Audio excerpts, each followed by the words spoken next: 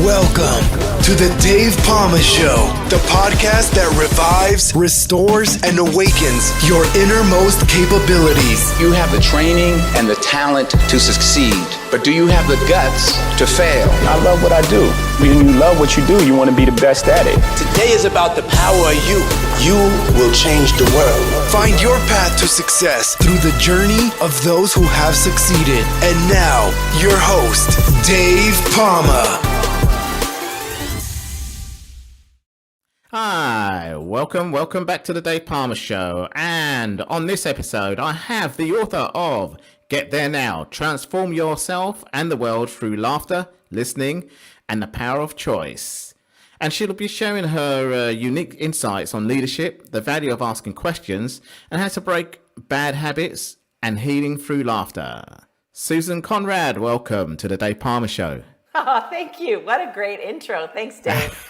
Yeah, I'll try my best. I do try my best. So, anyway, you got this new book out, so we're going to talk about that first, and we'll probably just look at what your company, Lightyear Leadership has to, or .co it is actually. Yeah, Lightyear has to offer as well. .co. That's it. Yeah, thank has you. to offer as well. Well, you can correct me as much as possible. So.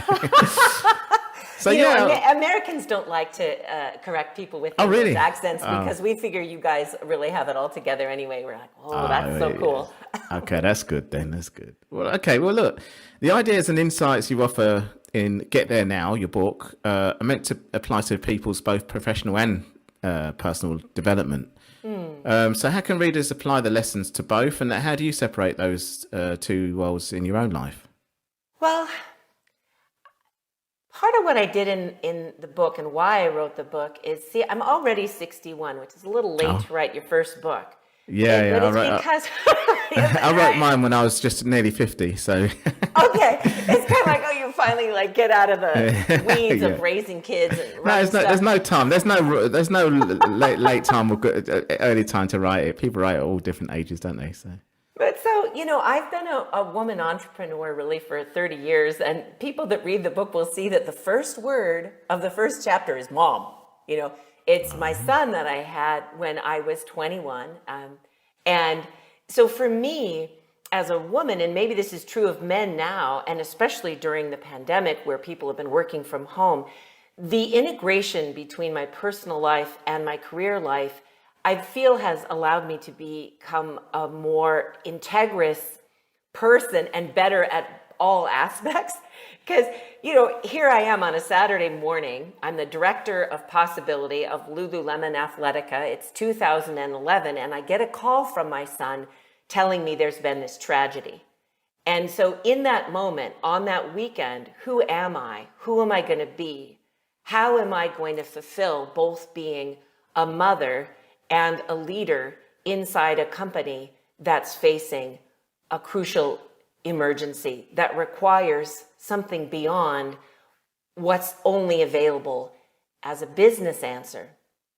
So part of why I began the book there is to help people see that we will have times where it's important for us to integrate all of who we are and not just have the one face that shows and the other face that shows, because our children see the whole thing.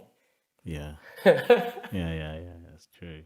Well, I mean, you take lessons from your own childhood and what you learned from there, and there's some quite interesting stuff happened that I read in the introduction or your bio. Some eccentric things, people and things like that. So tell us a story from there. Yeah.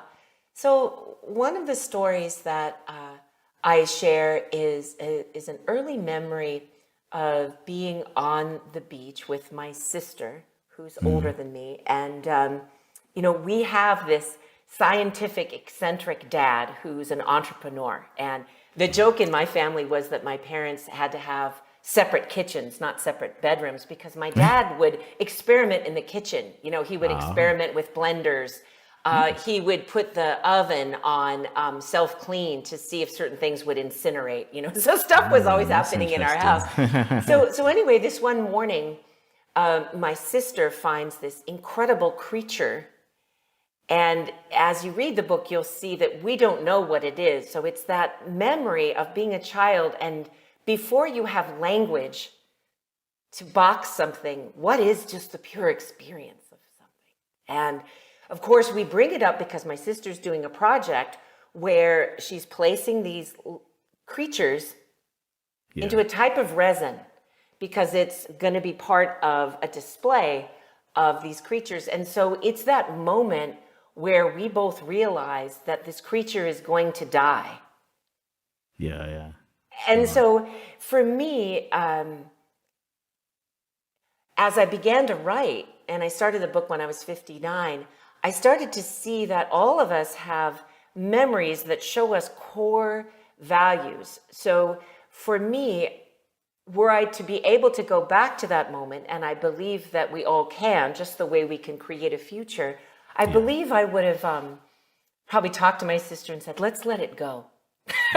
But there was already so much momentum in the moment that we went ahead and did all of those things. Now, that's a very small example, but as coaching all the thousands of people that I have, people often have so much momentum in a direction that they don't give themselves the permission to stop and take a new direction, just the way you have to stop that soccer ball to send it another way on the field. Well, that's quite an interesting analogy. So where did this take you in life before writing this book then? Because I know you had in this all the lessons from your life's journey. Yeah. So moving fast forward, one of the things that became a big marker for me was actually having academic success. And you might think, well, great, good, you want that, because what did you do academically? I just was smart and I got A's. Okay. I was that kid that school was easy for me. Yeah. I could memorize things quickly. I knew how to be what I call neck up. So one of the things that the book talks about is my own discovery of learning how to drop into my body and into sensation, because so much of how I was conditioned as a young woman was to be right, was to be the answer, was to be smart, which of course worked, entering into a very male, white world of the 1980s. I probably needed that. We all wore shoulder pads and, that's how it was. Yeah. But I'd say that a big part of my journey was learning about how to find my intuition and listen to the innate intelligence of my body and drop into the feminine aspect of my intelligence, because that wasn't nurtured as a young person. It just wasn't. Yeah. I don't know, what was it like for you? Like, because how a person grows up, the family values, whether they succeed in school or struggle, all of those things imprint. And part of what I love to be able to do is give people the opportunity to go back and look at that and make a new choice and maybe release an incorrect belief. But so I had the belief that I had to be smart to succeed, and that I had to prove a lot to be successful. Yeah. And I don't have that anymore. It's a lot more freeing. Oh, right. Okay. Yeah. Yeah. I mean, I probably struggled a little bit, but then I found out later in life I had dyslexia, so it all made sense. But I took up sports and got quite good at it. So, I wasn't like a world beater, but, rubbing shoulders. So that kind of like was my little route. And so, I mean, school wasn't, at first, I should say, after a while when I, No, I think that's really beautiful. I'm glad I asked. So when did you start to understand that you had a type of dyslexia? Certainly not during the school days, and the thing is, obviously, the job, the career I was in as a firefighter, didn't really involve a lot of reading or anything like that. So it was quite good. But obviously, there was. I felt intelligent enough to go for promotion. I got, some form of promotion in the end. I was passing certain things, especially in the practical side, but couldn't understand why certain areas wasn't quite getting me there, so that was the barrier. And then I found out later, that I had dyslexia when I went to study as a mature student. So, well, let me just share a little bit about that now, knowing that about you. So first of all, thank you for your service as a firefighter. Oh yeah. Thank you for your courage, and thank you for utilizing the athletic intelligence of your body to really serve other people. Yeah. It's not in the book, but one of turning point in my life was actually being hired to interview firefighters in California in Oh wow. 1983, and it was before we developed the 911 system. Oh, but we right, knew okay. that You didn't have a 911. There was a time that we didn't have a 911, and people in California helped invent that system. Yeah. But how firefighters were involved is the public school at UCSD, where I went to college, they wanted to understand why firefighters were dying so young, because they had the highest mortality rate at that time. And what we found wasn't super scientific. It was that they were not wearing contained respiration when they entered fires. And there were things now with new substances that when they ignited were completely toxic. Right. And so that's when I started, as a 22, 23-year-old to realize, it's behavior and leadership that we have to impact with people, because as soon as the captain wore the respirator, all the other men and women would wear the respirator. And now a modern firefighter would never enter a fire without protection. Of course, yeah. Well, we always learn about it's the main thing, But there was a time when the macho guys didn't. That's right. They call it smoke eating. It's like, they call it smoking. Yeah, yeah. So it's a good metaphor for self-development and for self-learning is to put on your oxygen before we go to enter to serve someone else. So, that's right. Yeah, it's like on a plane. You put your face mask on before the child can't. I know it sounds selfish, but it's right. Because you can't do anything. Yeah, firefighters can't do nothing without any equipment. So yeah, so you have to have that there. And it's counterintuitive what you just said, that to be of service, we need to be selfish. Yeah, I mean, in a good way. It's true. In a good way. Yeah, that's what the whole book is about, really. All right, excellent. Excellent. Yeah, well, go ahead. Yeah. Pardon. No, I mean, I said at the beginning that you'll be sharing some insights of leadership, which we're just doing just now, the value of asking questions, how to break bad habits. I think you spoke about habits just now, and healing through laughter. So let's maybe look at some of those areas of the book. I made so many mistakes, Dave, that I have to laugh about it. Because kind of what happened was, so I start off and I'm this smart girl and I'm decently attractive. But then I meet this guy and I know he's not really the right guy. He touches me in a way I don't feel good about, but I don't put it together to have a boundary about it. So I end up getting pregnant. I end up marrying him. I end up having another child. Now, of course, I love the children and all of that. But what it does is those tiny moments where I didn't listen to my intuition, to my body, where I didn't use my voice, where I didn't express myself, completely took my life in a whole nother direction. And it took me years, actually, to come out of that relationship. And it was quite abusive and difficult. And I would say probably that my first husband, had he ever been diagnosed, would probably have been called a narcissist. But see, I didn't know any of that. I didn't know any of that. Yeah. Yet but my it's a word body... commonly used these days, isn't it? Well, it's commonly used now. Yeah, that's what I mean now, not back in the days. Yeah, but now back it's in very the day, common. you're like, what is it with this guy? And the thing that I see now, and why I talk to young people about it, is I did know, but not at the level of my head. I knew at the level of my body, the way that you shared, your intelligence, like, you found athleticism, and athleticism gave you the key. So I feel like the great leadership lesson of this century is for leaders to really get in touch with their body, to get in touch with nature, and to use that as a source of deeper understanding other than just data analysis, winning, dominating, greed, things like that. Yeah, no. Well, that kind of thing does come with a lot of kind of just things in life, doesn't it? Really. So,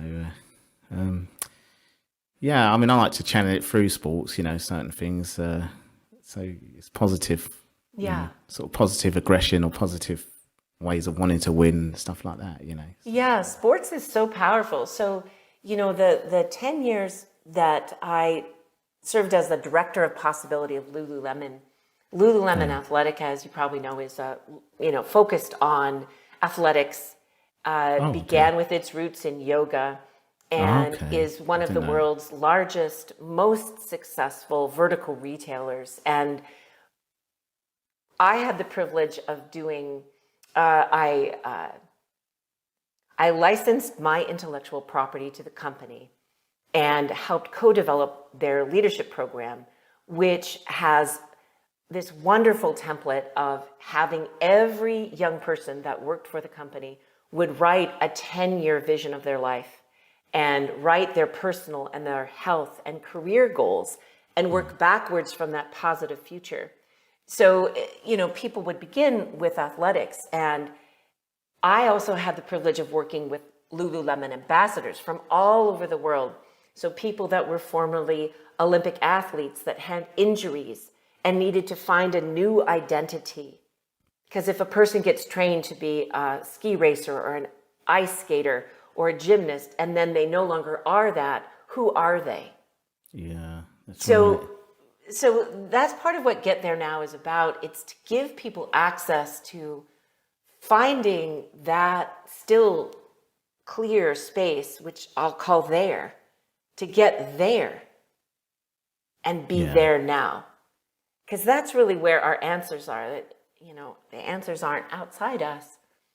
So anyway, all of those years of getting to work with bungee jumpers. I worked with a guy that was a base jumper, a large wave surfer, and of course all the wonderful people that own yoga studios. And I got to really see that we needed a form of leadership that included the innate body intelligence that these people had, because they weren't necessarily coming at it as business people. They were coming from the contribution that they wanted to make through athleticism. Right, I see. Yeah, I suppose I can relate to some of that as well. So let's just talk about, looking on the Amazon, the life lessons can help us learn to heal, find wisdom and forgiveness, release old patterns and trauma, and create your best future. Could you go into each of those and tell us how? Yeah. Well, so let's start with learn to heal. Learn to heal. So I found, each person has their own journey, and I feel it's very important to honor that. And in my own journey, I needed to be able to feel to heal. Right. So in my first marriage, there was so much just having to deal with money, anger, drugs, volatility, physical danger, that I shut down in a way and numbed myself so that I could just muscle through the day. I didn't ever become addicted. I can see why people do, though. You just want to blank out. So first of all, being able to heal, I feel has to do with feeling. And again, that comes back to the body. And then in the book, a really wonderful thing happens where, after I've gotten out of that marriage and I have a period of my own healing, I do meet my current husband, Brett, who I've been married now to for 29 years. And we have 2 more children and raised all the kids together. And I believe Brett was one of my first healing teachers, because when I know, he's not trained, but here's what he would do. We were meeting and falling in love, and I would say, this is moving so fast, I don't feel comfortable. And he'd say, that's great. What do you feel? He would just ask whatever I said, he'd validate it. He'd go, great. What else are you sensing? What else do you feel? He would just ask these questions and give me space to go, well, I this and I that. And I'd never had that kind of relationship before with a man. Oh, right. Okay. Okay, well, that's why you're with him for 29 years, I suppose. Yeah. he's off swimming now. He's off doing his workout. So I feel like healing has a lot to do with being able to unpack whatever's happened to us and to allow it, because it has happened. But the one choice we can make is we don't have to allow it to re-traumatize us. So let's move on to trauma. So what happens for most of us is we'll have, instead of the actual trauma, let's say, of when my first husband, like kicked me so hard in the back on a Christmas morning that I like just bled. Yeah. Instead, like that moment happened and I healed from that moment. But unless I heal from the trauma of it, I keep having the memory and the body flinches, right? Yeah. So a lot of the work that I lead in Lightyear helps people clear the memory of the trauma from their body, because the body holds that record, and it'll keep saying, well, Susanne, you better watch out. And there's ways that we can do that. And the first one is to really acknowledge it and to see, oh, I am safe now. That isn't happening. I don't need to have it play on repeat. Those are two different things. It takes presence to be able to do that, though. Presence and to be with yourself. Yeah.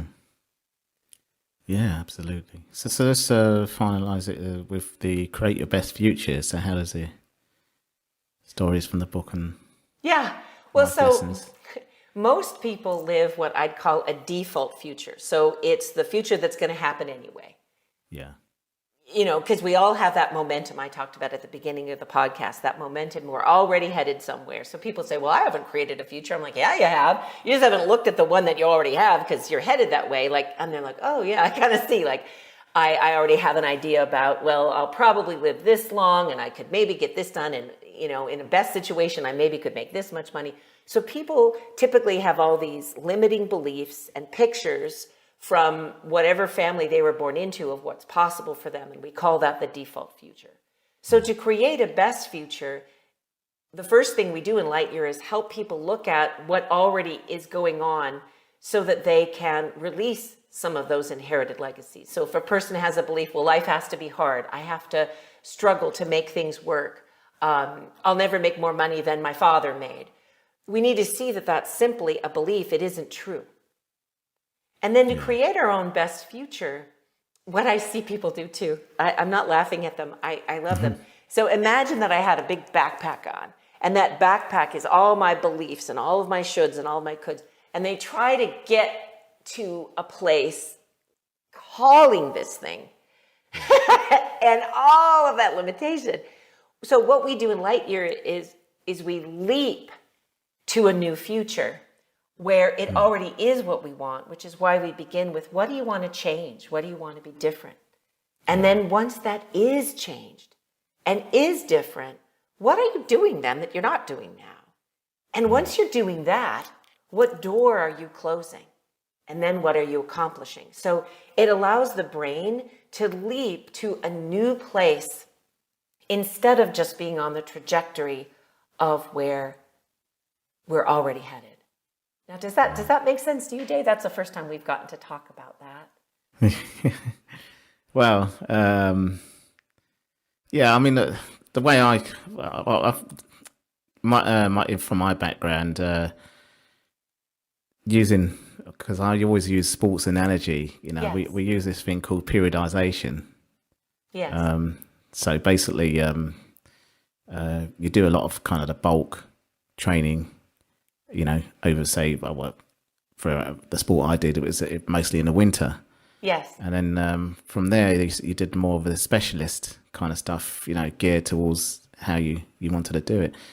And then fine-tuned it to where you wanted to compete. So I suppose in life, when you apply that to life, it's kind of like building a foundation. That's the base training, to put where you want to go on top of that. So then you think, all right, where do you want to go? And then you do all the, from the foundation, you put all wherever you want to go, in that specialist bit. And then when you go for it, that's the competition bit, So I don't know if that makes sense or if that relates to. Well, it does, because, so we lay the foundation, and then when it's actually time to perform, part of the foundation for many athletes that I've worked with is visualizing. Visualizing, so seeing themselves, if they're a race car driver, seeing themselves making the turns. What was your winter sport, Dave? No, what I meant was it was a summer sport. So you were training the in the foundation was built in the winter because in the summer you had to compete. Yeah, so track. It's track. You see, track. What event did you run? 800 was my. Oh my God, event. That's the hardest one. Oh my God, it's the hardest one. Yeah, it's hardest, I think both so, mentally and physically, because. Well, actually, the hardest one they say is the 400 hurdles, which is true, and you need a similar kind of fitness, in terms of what happens to you, the lactic acid. But the hurdles, you've got the barriers in the way, you see. So but tactically, if you get it wrong in the 800, you ain't got time to put it right, So it's so quick. It's the quickest kind of tactical race on the track. That it's the most amazing race. Well, so I only ran it in 7th grade, and I had no strategy, and all I knew was run as fast as you can. Right, okay, yeah. All the time. Your body hit the wall, kind of. But so I have great respect for you. So back to this thing of visualizing. Yes, visualizing. Because I did use that. Yeah, that's what Get There Now is this visualizing and using the senses. So how am I breathing? How do my feet feel? What is the feeling of the wind over my cheeks as I'm moving through the sound of the track gravel? All of those things, the body wants that information, because then when we're performing it, it already has seen the success. Yeah. That's what the there is that I talk about in the title. Get there now. Okay. To that crossing the finish line as you having won whatever winning is, and then working backwards along the track to see what did I do to achieve that, versus beginning at the start line with a burdened story called the backpack, which would make it very difficult to win an 800-meter race. Yes, well, that's it. So there's this question in coaching, where where do you want to go? Where are you now? Where do you want to get to? Get there now. So that's kind of where are you now? Then you put all the foundation, you put all the specialist bit, meaning the strategy that you forgot to put when you ran it. you went straight. Yeah. And then when you do put all the stuff you need, and the visualization comes in the competition. Well, actually, all the way through. The visualization you can always use, but more specific when you want to get there during the competition phase, say, or whatever you want to go for in life. Well, the wonderful spiritual philosopher, author Eckhart Tolle, talks about how part of the trick or the illusion that happens for humans is that we always want to get somewhere and we miss being present in the moment. We are present with each other. Exactly. And so people could misconstrue the title Get There Now, like, I want to get to the end of this podcast and then I want to get to that email that I have to do. It's actually being in that present there place with your own answers now. So the winning of that race, the being in love with the person you haven't met yet is in our there now. It's all there. Now. Exactly. Well, that's great, because that really explains now the reason for the title, which is great. Well, let's just shift on now to your company, lightyear.co, because I know you mentioned that you've got a Lightyear leadership coach training coming up. Can you tell us about that? Yeah, so Lightyear Leadership develops people to become coaches in all ranges and careers. So we work with people over a period of at least a year. There's a foundational year. I love that you use the word foundation. And then there's additional certifications people can acquire with us. But the kinds of people that we have coaching now are people that come from athletics, the health field. Right. We have people coming from finance. Yeah. So we are ubiquitous in terms of what arena you want to apply coaching to, and the types of techniques that we share are how to help people create a positive future and work backwards to create that foundation and write those goals in their personal health and career life. And then also techniques to be able to forgive themselves, shift out of guilt, get back into their highest, happiest performance level. So every year we launch another cohort of coaches, and they're all over the world.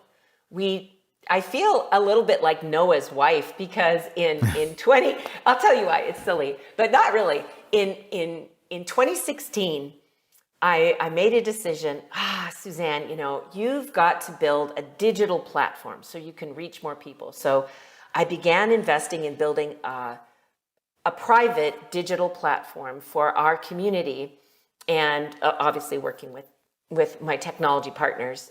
So I'll give a shout out to Jungle Devs in Brazil. They're the best. Okay, I'll allow you to do that. No problem with that. Tolerated. So what we did is I built a system where it's like LinkedIn, but imagine, so LinkedIn is about who you've been, and Lightyear is about who you're becoming. So you come onto the digital platform and you create a profile of your vision, of your goals, and you decide whether you want to make them private or public. And then other people begin to support you in who you're becoming. And that's what helps you have more momentum towards whatever that is. So the Lightyear coaches bring that work to whatever field they're in, whether they're a physician or a nurse or a sports performance coach. So it's a wonderful program.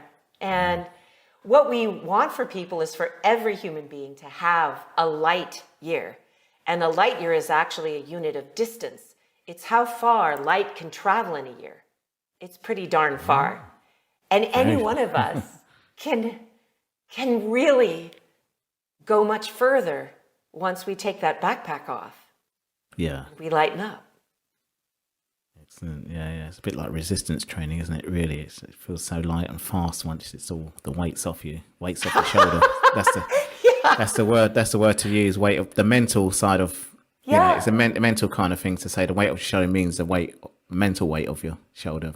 Exactly. To make life a lot easier. Excellent. Yeah, and also when you mentioned foundation, actually in sports, they always use the analogy for coaches when they're training anything, not only sports, but I that's what my first coaching I got was when I was a kid at school like you, in high school.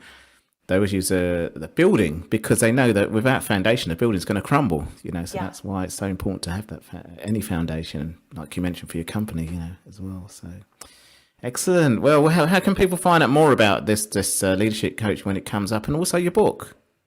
Okay, so the book, Get There Now, is available in any bookstore. The way that things work nowadays, you can order it through any bookstore. And so I do encourage people to go to their favorite bookstores to support them. You for sure can purchase it on Amazon, Barnes & Noble. It's available in all United States bookstores, in Hudson's bookstores.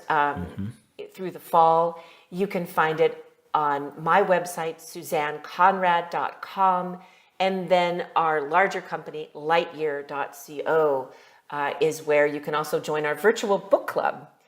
We've created a book club where people can meet each other and talk about their questions and share their ideas. There's also additional audio clips that I've placed in there, and people can meet each other.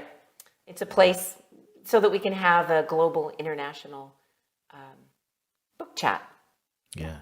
Thank you. Excellent. Well, that's great. That's great to have you on, and I'll go through these. As I say, I love to have authors. I mean, it's not totally an author show. I know there are podcasts that mainly focus on authors, but I do it for more the topic area. But I do have a good amount of authors, so it's a great pleasure to have you as an author, and also giving some good leadership training out there. Great pleasure to have you on the show today. I really appreciate your invitation and who you are as a human being, and that it wasn't about me. The show wasn't about me. I like to mix in it with the guests. That's why it's conversational, because obviously they want to be inspired. Well, that's why I tune into the show, but what I do as well. But it's about the guests, isn't it? So that's why it's a pleasure having you here, sharing all this with my audience today. So thanks a lot for coming on the podcast, Joan. You're so welcome. Have a really, really, really wonderful day, Dave. That's all for this episode. Thanks for listening. And remember, if you want to support what we do, then share, subscribe, and leave a review over on Apple Podcasts. Or head over to my website, davepalmer.com, and click on Rate Show. Well, that's all for now, but I'll see you in the next episode of The Dave Palmer Show. Follow us on Facebook, Twitter, and Instagram.